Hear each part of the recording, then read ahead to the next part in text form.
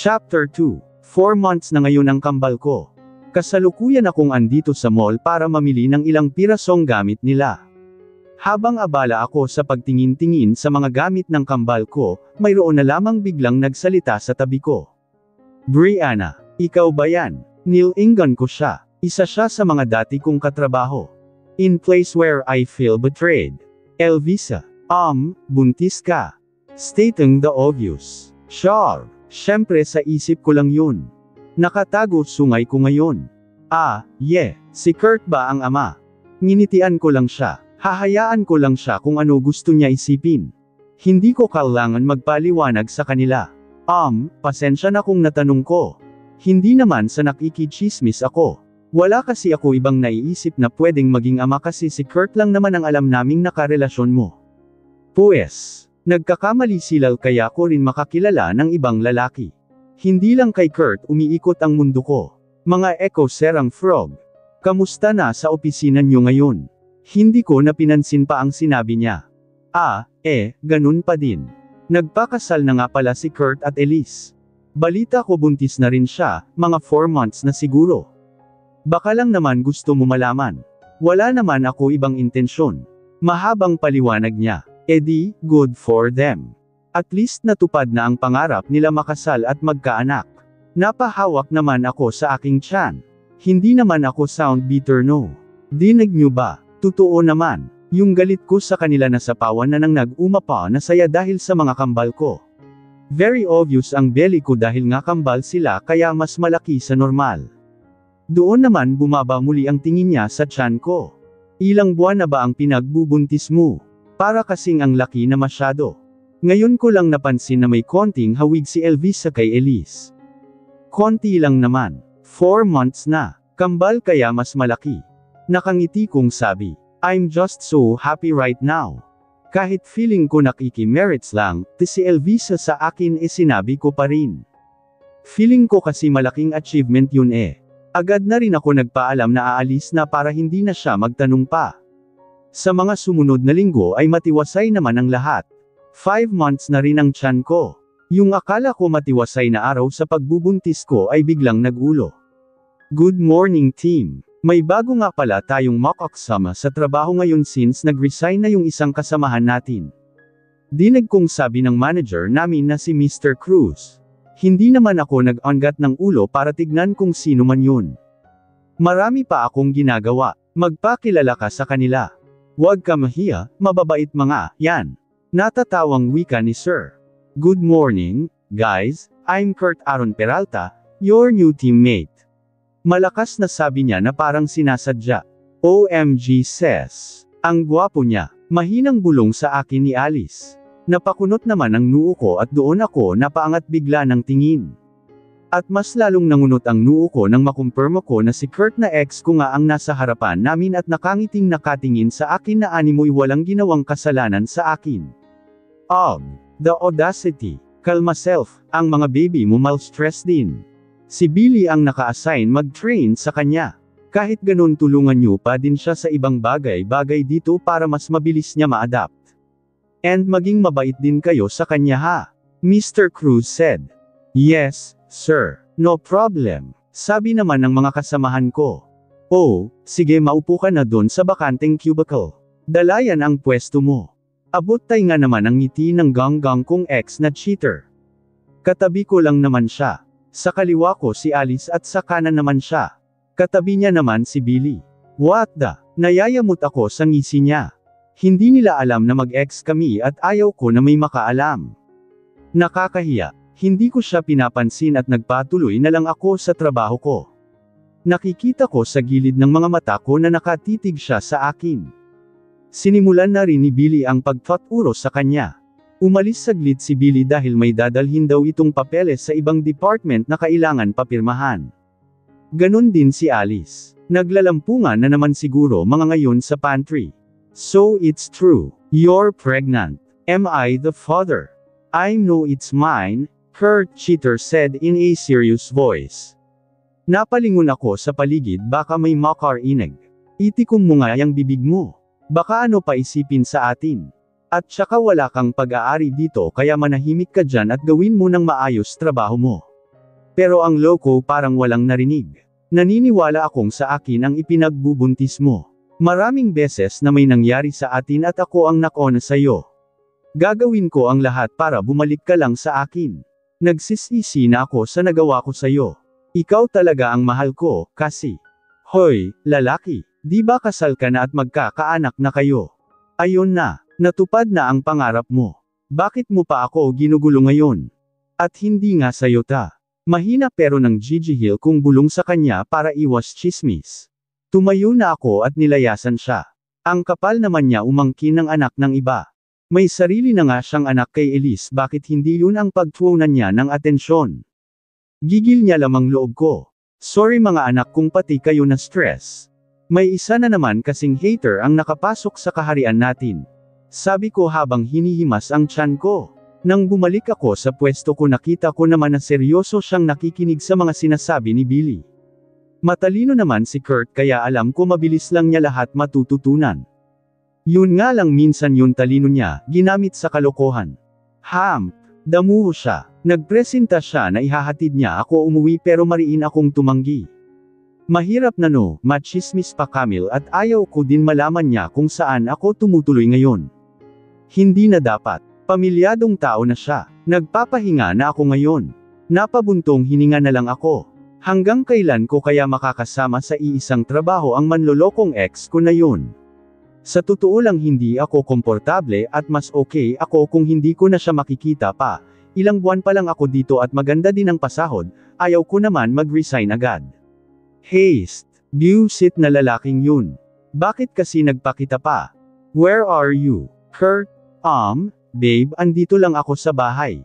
B, bakit? Elise, are you sure? Kurt, yes babe. B, bakit ka pala napatawag babe? May problema ba? Elise, you sound scared. Why are you stuttering? Are you hiding something from me? Or should I say someone? Kurt, ha? Anong ibig mo sabihin? Wala talaga ako tinatago sa'yo. Andito lang talaga ako sa bahay. Elise, silence babe, still there. I need to hang up na. Matutulog na ko. Good night, Babe. I love you, Elise. Okay. Kurt immediately cut off the call. He is intently looking at the back of the two people hugging each other. Elise and his other man. Elise lied to him. Hindi alam ni Elise na kanina pa sila nakikita ni Kurt.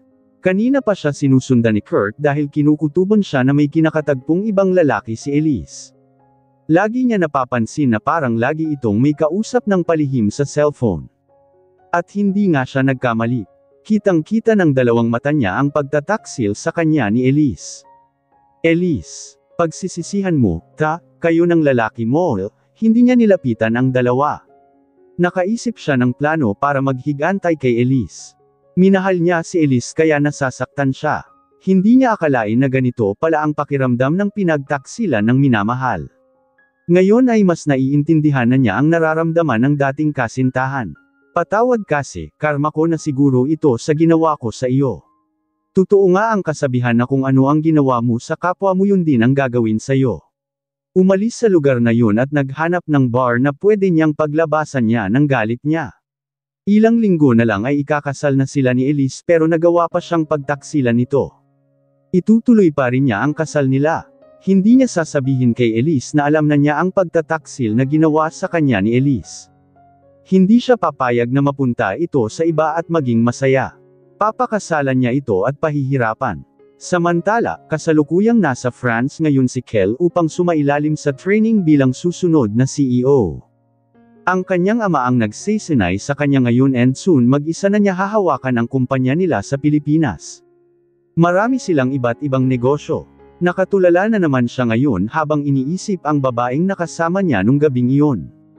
Nanghihinayang siya na hindi agad siya nagising ng maaga. Ni hindi niya man lang namalayan na kumikilos na ang babae paalis. Hindi ko man lang natanong ang pangalan niya. Napapailing na lang siya dahil hindi niya naalala tanungin ang pangalan nito at naging kampante siya na makikita niya pa ito kinabukasan. Hindi niya akalain na paggising niya ay wala na agad ito.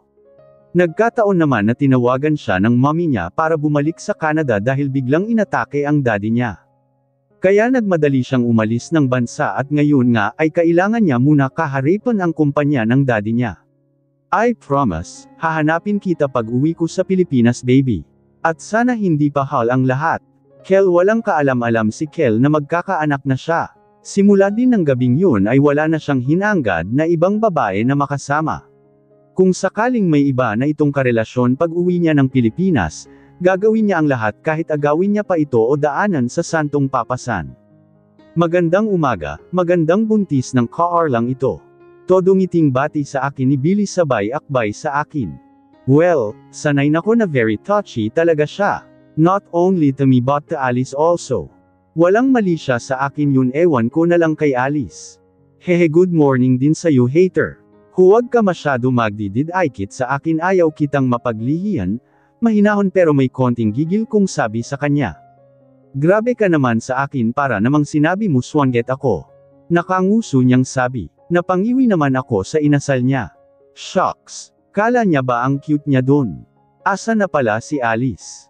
Tanong ko kay hater. Nagpunta lang sa comfort room saglit. If I know nag-pop gande na naman yun ngayon. Dumating lang, yang Kurt na, yan, yung mga kababaihan dito mayat maya nag-aayos. Hindi hemek na mas gwapo ako dun 10 tabo ng tubig, asar na antag niya. Oo naman mas lamang ka dun hahaha. Bakit nagseselos ka ba sa kanya? Takot ka na sa kanya na ma-inlove si Alice at hindi na sayo. Tukso kong tanong sa kanya. Hindi no. Bakit naman ako magseselos? Hindi ko naman siya gusto. Gigil niyang sabi. Bagish. Doon naman kami bigla napabilang. Nasa likuran ni Billy si Alice, sorry nasagi ko yung stapler. Nauutol na sabi ni Alice at tila gustong malyak, Alice si Billy. Pupunta pala ako sa kabilang department may inutos nga pala si Sir. Si Alice na natatarantang umalis. Napatulala naman si Billy at makakakitaan ng awa sa kanyang mukha. Parang nagilty ito sa sinabi niya. Billy, sige na, sundan mo si Alice.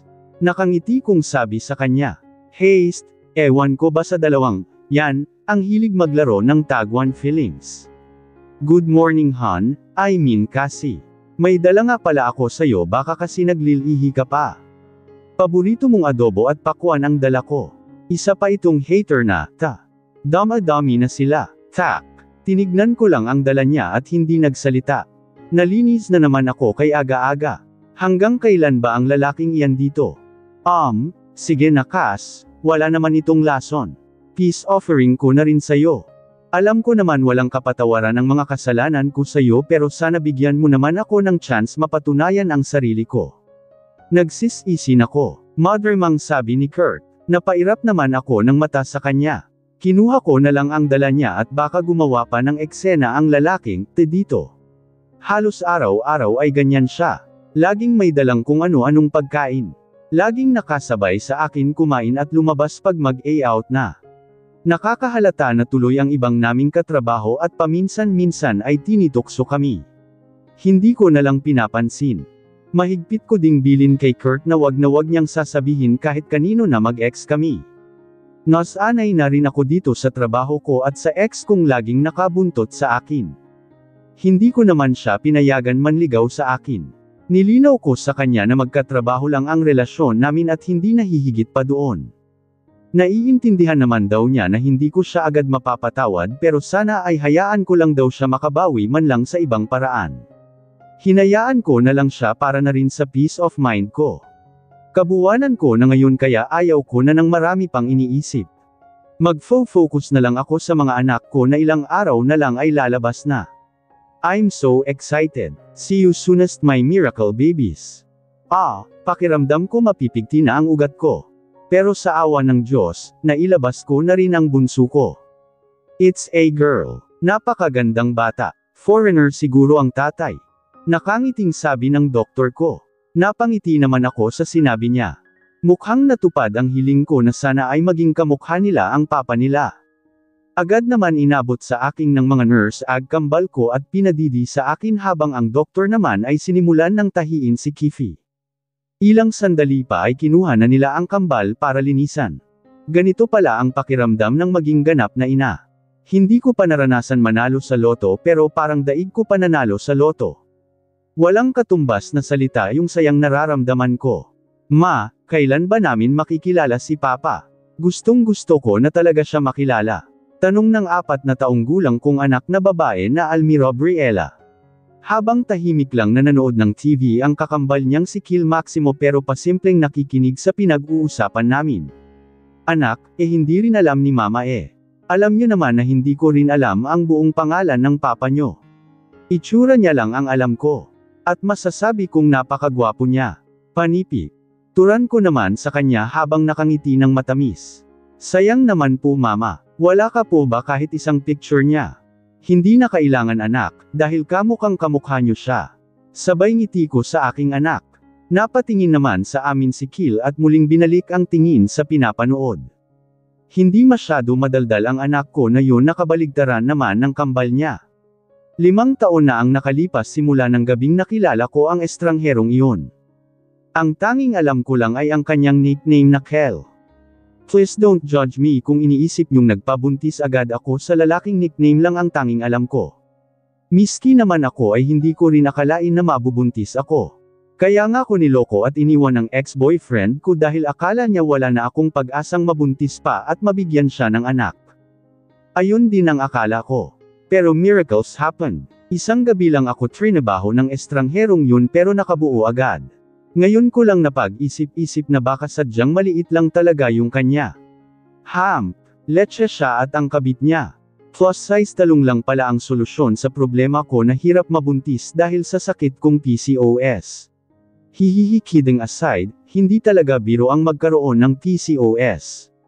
Ang dami kong gamot na iniinom noon na nireseta sakin, magastos at matagal-tagal na gamutan din. Kaso ang walang hiya kong ex-boyfriend hindi nakapag-ante kaya naghanap ng ibang perlas. Sa kanluran siya naghanap at iniwan ang perlas ng silanganan. Laking pasalamat ko kay Mr. Stranger dahil sa kanya nagkaroon ako ng miracle babies. Kaya pinangalanan ko silang Mira at Kill. Sobrang saya ng puso ko bawing-bawi lahat ng pighati na naramdaman ko noon sa ex-boyfriend ko. Ang tanong ko na lang ngayon ay kung magtatagpo pa kaya kami ng ama ng mga anak ko. Mamahalin o tatanggapin niya kaya ang mga anak namin kung sakaling malaman niya. Paano kung may ibang pamilya na siya? Paano ba ang gagawin ko? Mag-aaral na rin ngayong taon ang kambal ko. Naturuan ko na sila magbasa at magsulat kahit papano. Matatalino sila bagay na sure ako hindi nila minana sa akin. Shares. May share naman ako dun syempre. May pagkamadaldal si Mirabot very sweet habang tahimik pag may ibang tao naman si Kill and very protective sa kambal niya. They really look like their father. Kel's younger versions. 5 years na rin ako dito sa LM Electro World and I'm contented with my compensation. Na-promote na rin pala ako. Isa na ako sa mga team leaders. And about Kurt, we're still in the same company. Si Kurt, Billy, Alice at ako ay pare-parehas ng team leaders. Okay na rin kami ni Kurt in a way na kaibigan at katrabaho na lang ang turingan namin. Nalaman na rin ni Billy at Alice na mag-ex kami. Kaya naman pala daw kakaibalag ang tingin sa akin Kurt noon. Balita ko din hindi sila okay ni Elise at umalis na lang daw ito bigla. Hinahanap niya pa rin hanggang ngayon ang mag-ina niya. I still wish them happiness sa kabila ng mga idinulot nila sa akin. Naka-move on ako sa kanila. Kontento na ako sa mga anak ko. Ang pinuproblema ko na lang ngayon, si Miro kasi napapdalas ang pagtatanong tungkol sa ama nila. Ipinaliwanag ko naman sa kanila na hindi ko talaga kilala ang ama nila bukod sa itsura nito at pangalan niyang Kel. Haste, bakit ba naman kasi hindi ko man lang inalam ang buong pangalan niya? Maaga ako papasok ngayon dahil daw may meeting kami ngayon at may announcement daw ang boss namin. Nako, sana naman good news yon. Mga baby ko, papasok na muna si mama si work ha. Please behave kay Ate Yasmin ha. Yes mama, ingat ka po sa work, Kill. Pasalubong mama ha. Mira sure baby. Anong gusto mo? Nakangiti kong tanong sa dalaga ko. Kahit si papa lang ma. Todo ngiti niyang sabi. Napanganga naman ako sa sinabi ng anak ko. Natawa naman ng mahina si Yasmin na pinapanood kami.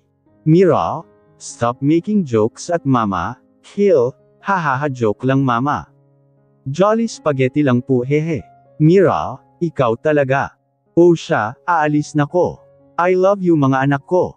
We love you too, Mama, sabay nilang sabi. Ikaw na bahala sa kanila Yasmin. Tawagan or i-text mo ko pag may kailangan kayo.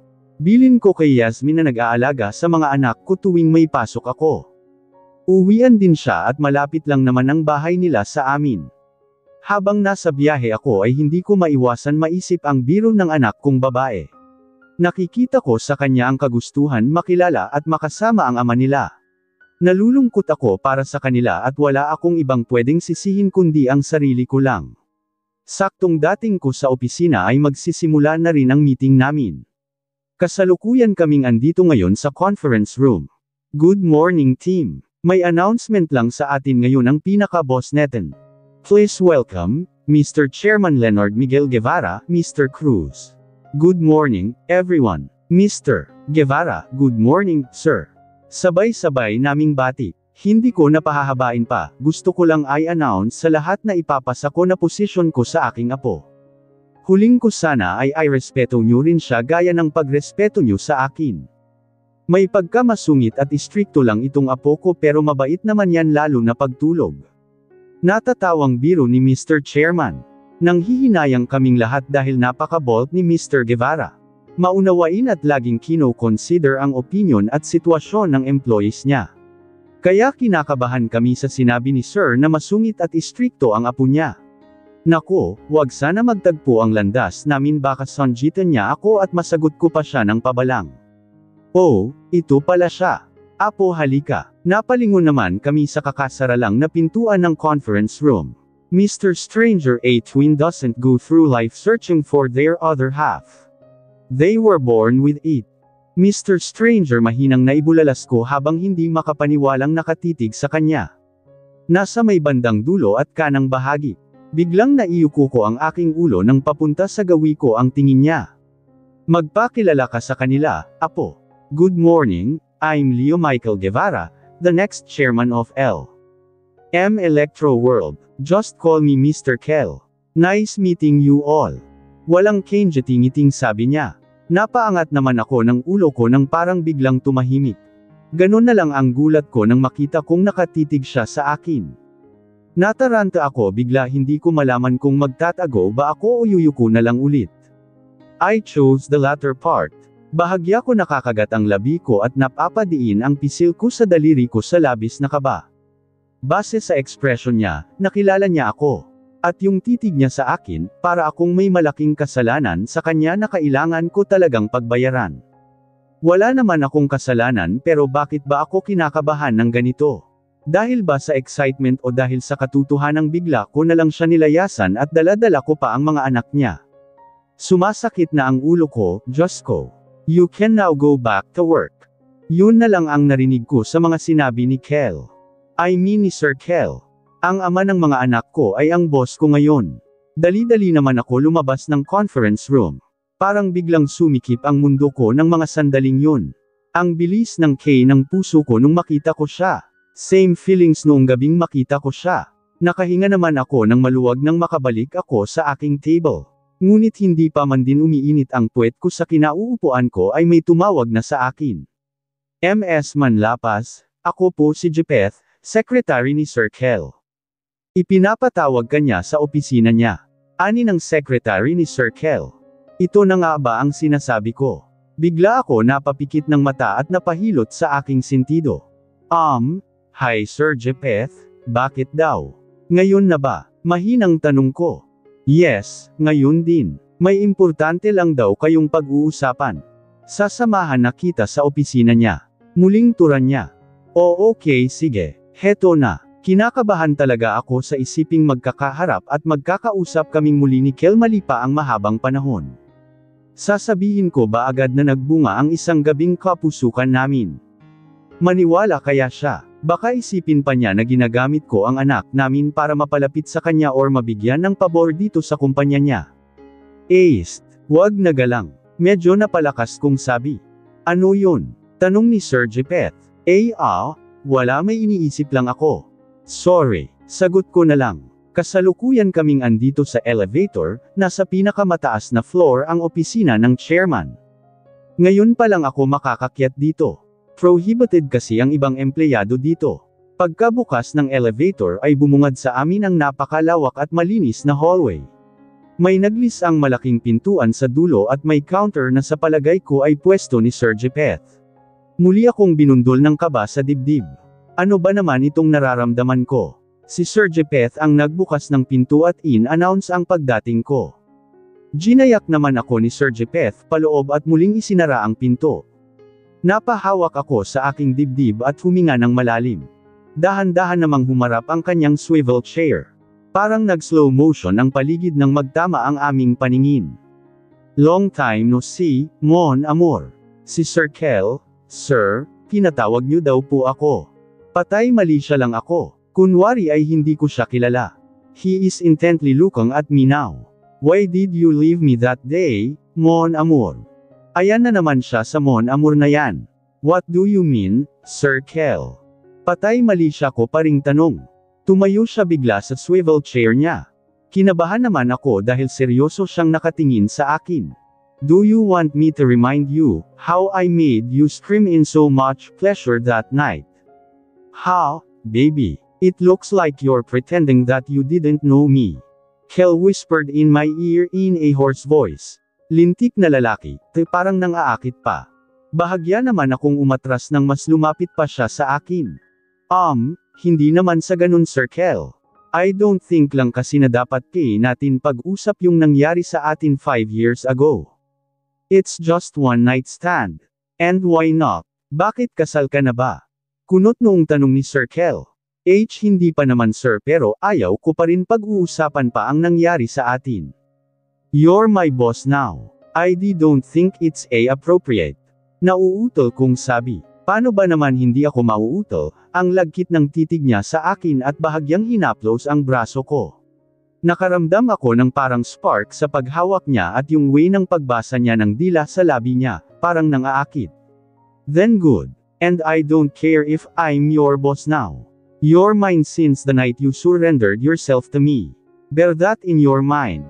Nakangisi niyang babala sa akin sabay mabilis na nagnakaw ng halik sa akin. Mabilis na nagnakaw ng halik sa akin. Hindi agad ako nakagalaw sa sobrang bilis ng pangyayari. Agad naman si Kel bumalik sa swivel chair niya. Lintik na lalaki, Magna, sinaman ko naman siya ng tingin. Aga-aga pinapakilig ako. Inlinis ako. Oo, tama na iinis ako. Come here, baby. He said while smirking. Gusto mo bang kargahin pa kita para paupuin dito sa lap ko? I'm more willing to do that. Nayayamot ako sa ngisi niya. He's really flirting with me. Pues, hinding-hindi ako mahuhulog muli sa bitag niya. Last time na nahulog ako nagkaroon ako ng kambol, no, thanks Sir Kel. Kung wala na po kayong kailangan related sa trabaho ay babalik na po ako sa station ko. Marlang tanggi ko sa kanya. Kahit sa totoo lang naaakit ako lumapit sa kanya at yakapin siya. Mas lalo siya gamwapo ngayon at mas gumanda ang pangangatuan. Kamukhang kamukha niya ang kambal ko. Lalo na si Kil. Kamusta na kaya yung plus size? Ano ba, tung pinag-iisip ko nakatitig lang siya sa akin na parang binabasa ang nasa isip ko ngayon. Ginamit ko naman ang pagkakataong, yun para lumabas ng opisina niya. Halos takbuhin ko na palabas para lang hindi niya ako ma-corner pa. Grabe, ang bilis ng tibok ng puso ko. Brianna Cassandra Manlapas, banggit ko sa pangalan ng babaeng matagal kong nang inaasam na makasama. Ang nag-iisang babaeng tanging nakatanggal sa matagal ko ng pagkauhaw. Kung hindi lang talaga kailangan na puntahan agad si Dad at asikasuhin ang mga negosyo doon, baka ngayon sana ay kasal na kami. Talagang hindi ko na siya papakawalan nung araw na yon. Laking tuwa ko na hindi pa siya kasal at least wala na akong sisiraing kasal. Dahil kung nagkataon, gagawin ko talaga ang lahat, makuha ko lang siya. Akin lang siya. And now, I am being possessive. But the hell I care. Hindi ko akalain na dito ko lang pala siya makikita sa sarili kong kumpanya. Nag-hire pa naman na ako ng investigador para ipahanap siya. Ngayon ay abot kamay ko na siya, ang kailangan ko na lang gawin ay pagligihan ang pang-aakit sa kanya at bakuran. Mas lalo siyang gumanda at mas nagkaroon ng laman na bumagay sa kanya. Kaya hindi malabo na maraming nanliligaw sa kanya dito. Bagay na hindi ko napapayagan pang mangyari. Kanina habang nakatayo siya sa harapan ko ay halos maglaway na ko sa kanya. Lalo na at napatingin ako sa bandang dibdib niya. Frivek, mas lalong lumaki. Nag-init ako bigla sa naisip ko. I need to calm myself now. Hindi yun ang habol ko sa kanya. Gusto ko talaga siya. No, I'm in love with her. Calm down there, buddy. I whispered to myself. Halos wala naman ako nagawa buong umaga. Si Baby Brianna lang ang laman ng isip ko. Nang malapit na mag-lunch break ay agad ako lumabas para puntahan siya sa department nila. Gusto ko muna siya masilayan at yayayain ko na rin siya kumain. Mapalagyan nga ng Stevie sa tapat ng pwesto niya para lagi ko nasisilayan ang kagandahan niya. Pagkababa ko sa department nila ay napakunot ang noo ko nang makita ko si Brianna na may kausap na lalaki at todo ngiti pa siya dito. Nagseselos ako at nagngingit-ngit ang kalooban ko. Gusto kong manapak. Akin, yang kausap mo. Halos umusok na ang ilong ko sa sobrang selos. Lalapit na sana ako sa kanya nang may isa na namang lalaki ang lumapit sa kanya at inakbayan siya. Parang niyaya nila ang babaeng mahal ko pumunta sa pantry.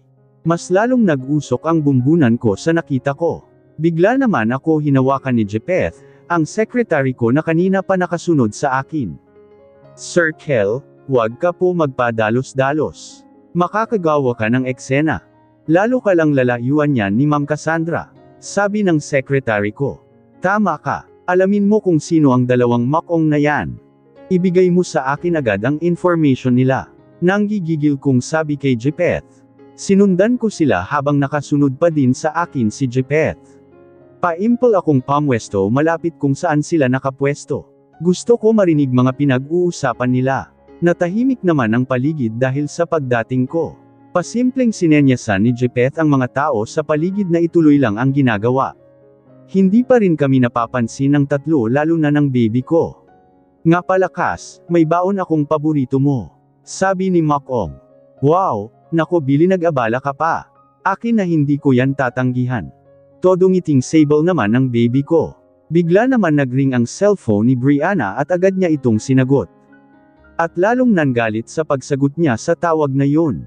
Brianna Cassandra, hello, mahal ko. Kumain ka na? Sagot ko sa tawag ng aking prinsipe. Yes, mama, Mira is taking her shower with Ate Yasmin. I used this time to call you kasi for sure hindi na kita makakausap pag si Mira ang tumawag sa'yo. Natawa naman ako sa sinabi ng anak ko. Nai-imagine ko na nakanguso siya ngayon haha. Napaka-daldal kasi talaga ni Mira kaya minsan hindi ko nakakausap ang kapatid niya dahil ang dami niyang kwento. It's alright, babawi na lang ako later pag uwi ko. I miss you already baby. Kakain muna ako ha. Yes, mama. We miss you too. Ingat ka po pag uwi. I love you ma. I will. I love you too, mahal ko. Nakangiti kong ibinababo ang tawag. Sobrang saya ko makausap ang mga anak ko lalo na si Kil na bihira lang magsalita ng mahaba. Ngunit ganun na lang ang kaba ko nung mapatingin ako sa paligid at nakita ko si Sir Kel na masama ang tingin sa akin. Para siyang mangangge ng buhay. Kinabahan naman ako bigla. Narinig niya kaya ang pakikipag-usap ko sa anak namin. Agad naman ako nag-iwas ng tingin at pinagpatuloy na lang ang pagkain kahit na medyo nawalan na ako ng gana. Are you okay, Cassie? You look pale. Nag-aalalang tanong sa akin ni Kurt. Oo nga, Cass. Si Billy habang puno pa ang bibig ng kanin. Wala naman bigla lang sumakit ang ulo ko. Kinakabahang sabi ko, may paracetamol ako dito. Inumin mo pagkatapos mo kumain. Si Kurt, sige. Salamat. Tinanggap ko ang gamot at pasimpleng tumingin sa goal ni Sir Kel. Mas lalong dumilim ang anyo ngayon. Ano ba problema ng lalaking yun at ang sama makatingin sa akin? Maya-maya pa ay umalis na si Sir Kel at Sir Jepeth. Doon naman ako nakahinga ng maluwag. Pero akala ko lang pala yun dahil pagbalik ko sa station ko ay agad ko nakita si Sir Jepeth. Ma'am Cassandra, pinapatawag po kayo ulit ni Sir Kel. Ngayon na daw po, magalang na sabi ni Sir Jepeth. Bakit daw po sir?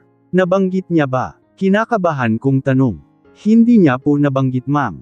Pero kung ako sa'yo kung ano man itatanong or sasabihin niya sa'yo ay wag ka po mangangatwiran sa kanya. At paalala ko lang po sa'yo na sobrang seloso po ni Sir Kel pagdating sa babaeng gusto niya. Mahabang paliwanag ni Sir Jepeth. Pinagsasabi neto, seloso, sa babaeng gusto. Ako ba ang tinutukoy niya? Bakit naman siya sa akin magkakagusto? At bakit naman siya magseselos? Hindi ko maintindihan sir kung anong ibig mo sabihin. Nginitan naman niya ako. Guwapo din pala siya. Maiintindihan mo rin soon. Tara na po at baka nagwawala na yung dragon ngayon. Panipi. Pagkapasok ko dito sa opisina ko ay agad ko pinaghahadges ang mga nakalagay sa lamesa ko. Sobra akong nagagalit sa mga nakita at narinig ko kanina. Sino yung kausap niya? Sabi niya ay hindi pa siya kasal. Boyfriend niya ba yun? Pues, sorry siya. Hindi ako makakapayag na makuha niya ng tuluyan sa akin ang Cassandra ko. Nagseselos ako. Oo, selos ako. Naikuyong ko ang mga kamao ko sa sobrang frustration na nararamdaman ko ngayon. Gusto ko manapak. Nakarinig naman ako ng katok at bahagyang pagbukas ng pinto. Sir Kel, andito na po si Ma'am Cassandra. Papasukin mo agad at huwag kalimutan I lock ang pinto paglabas mo. Yes, sir. Pasok ka na ma'am. Huwag kakabahan. Good luck. Dinig kong sabi niya sa babaeng mahal ko. Nakatingin lang ako sa pinto habang inaantay siya makapasok. Pinanangkitan ko na siya ng mata pagkakita ko sa kanya. Hindi ako natutuwa makita siyang hinahawak-hawakan ng kung sino-sinong lalaki. Kita ko naman sa kanya ang sobrang takot at kaba. Hal dapat lang baby. Mapaparusahan kita ng maaga. Imbes na nagtitimpi ako. Bakit po, sir? Nauutol niyang tanong. Hindi kaagad ako sumagot. Nilapitan ko siya habang siya naman ay paatros ng paatros hanggang sa masandal na siya sa pader. Brianna Cassandra. Kinakabahan ako sa kinikilos ni Sir Kel. Para niya akong lalapain ng buhay. I'm excited. I'm nervous. Nakasandal na ako ngayon dito sa pader dahil wala siyang tigil kakalapit sa akin habang masama ang tingin sa akin. Shucks. Narinig niya kaya si Kill kanina? May idea na kaya siya na may anak siya sa akin. My gosh. Wag naman sana niya kunin sa akin ang mga anak ko. Nag-o-overthink malala talaga ako ngayon. Anong gagawin ko? Who's that guy you are talking on the phone a while ago? Sir Kel whispered in my ear. Naka-corner na ako ngayon sa dalawang bisig niya. Nakaharang ang dalawang kamay niya sa pader. Sobrang lapit ng mukha namin sa isa't isa. Naamoy ko na ang yayamanan niyang hininga na imported galing pang France. What do you mean, sir? Kinakabahan kong tanong. Baby, wag mo na subukan pang magpatay mali siya pa. Sino yung kausap mo sa cellphone? Sabi mo kanina hindi ka pa kasal pero bakit may pag I love you ka pa? Mahinahon pero may pang gigihil niyang tanong. Parang nagpipigil siyang magalit. Iniisip niya ba na boyfriend ko yung kausap ko kanina? Medyo gamaan pakiramdam ko sa isiping yun. Hehe, magselos daw ba sa anak niya? Bakit niyo naman tinatanong, sir? Nauutol kong tanong. Ayaw ko sana sagutin ang tanong niya. Damn it. Just answer me, baby. I'm furiously mad right now, halos pasigaw niyang sabi sa akin. Nakikita kong galit talaga siya at parang selos na selos. Nakikita ko ang itsura ng anak kong lalaki pag nagagalit. Like father, like son. Sir? Ano kasi? Pamangkin ko po yun. Napayuko ako pagkasabi ko nun. I'm sorry anak kailangan muna kita. I deny sa papa mo. I'm sorry din Sir Kel kung kailangan ko magsinungaling. Hindi siya nagsalita. Hinawakan niya ako sa baba at iniangat ang ulo ko. Nang magtagpo ang mga mata namin ay nakita kong medyo kumalma na ang aura niya pero may pagtataka. Are you sure? Bakit nauutol ka nung sinabi mong pamangkin mo yun? Nagsisinungaling ka lang ba sa akin? Muling yuzise niya. Kasi naman sir, paanong hindi ako mauutol, halos sigawan mo na ako kanina. Bakit ka ba kasi nagagalit kung may kausap ako sa cellphone? Pamangkin ko lang naman yung kausap ko. Nakanguso kong paliwanag sa kanya. Grabe, para akong nahuli ng boyfriend ko na nangangaliwa. Hindi siya muling nagsalita at nakatitig lang siya sa akin habang nakakunot noo. Para bang binabasa niya kung nagsasabi ba ako ng totoo. Sir, tanong ko at kinaway ang kamay ko sa harap niya. Parang na-stroke na Hindi mo yun boyfriend.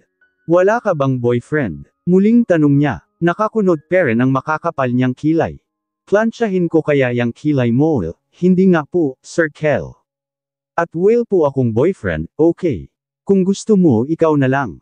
Sure. Ayan ka na naman Kifi. Then, good. Ako lang ang dapat ang boyfriend mo at soon, husband. Todo ngiti niyang sabi. At yung dalawang makong nakausap mo kanina, bakit ang temas-tamis pa ng ngiti mo sa kanila at may paakbay-akbay pa sayo? Sarap tirisin, possessive niyang pagkakasabi. Goodness. Ano bang problema ng lalaking, at parang sabog? Kung ano-ano pinagsasabi. Mga kaibigan ko sila. Teka nga, bakit ba kailangan ko pa magpaliwanag sa iyo? At anong sinasabi mong boyfriend kita? Kailan yun? Hindi ko maalala na nang ligaw ka sakin. Nalirita ko ng tanong sa kanya. Malapit ko na makalimutan na boss ko nga pala siya. Makaangkin sakin wagas naangkin naman na talaga niya ako 5 years ago pero basta. May saltik siya. Kailan? First. October 25 202X sa Kabilaw Island. Nakalimutan mo na agad baby. Todo ngisi niyang sabi sabay hagod ng malagkit na tingin sa buong katawan ko. Paisting lalaki, tanda niya pa talaga yung gabing sinuko ko sa kanya ang sarili ko. Napapikit at napahilot naman ako sa sentido ko. Stress malala ako sa ama ng mga anak ko. Naiyus ko, wag sana manahin ng mga anak ko ugali niyang yan. Sir Kel, huminga muna ako ng malalim. Napipiko na rin talaga ako. One night stand lang yung nangyari sa atin nung gabing yun. Hindi ibig sabihin nun girlfriend mo na ko. Halos hindi ko na nga maalala yung nangyari nung gabing yun. Nauutol kong sabi dahil nagsisinungaling ako sa huling part ng sinabi ko. Of course, hindi ko makakalimutan ang gabing yun. Shucks. Bigla akong namasa sa naalala ko. Kifi, wag ngayon. Whatever, basta akin ka. At subukan mong tumanggi maging girlfriend ko, yung sinasabi mong dalawang kaibigan na kasama mo kanina, kayang-kaya ko silang tanggalin dito at ipa-blacklist para hindi na sila makapag-apply sa ibang kumpanya. Napanganga naman ako sa sinabi niya. Seryoso ba siya? This is blackmailing. At sa nakikita kong itsura niya ay seryoso siya sa sinabi niya. Bigla naman ako natakot para sa mga kaibigan ko. Kahit uri lang sila ng mga hater ay hindi maaatim ng konsensya nang dahil sa akin ay mawawalan sila ng maayos na trabaho. Hindi ko alam may pagkamasama pala ugali ng ama ng kambal ko. Are you blackmailing me, sir? Really? Dahil lang gusto mo ako maging girlfriend? I can't believe this. Naluluha kong sabi sa kanya. Parang wala akong choice kundi tanggapin na lang na boyfriend ko na nga siya. Mas inilapit niya ang sarili niya sa akin at muling bumulong with an authoritative voice. Yes, I am blackmailing you. Whatever you called it. Basta akin ka lang at walang ibang pwedeng umagaw sa'yo. You know, can do anything even the bad things just for you.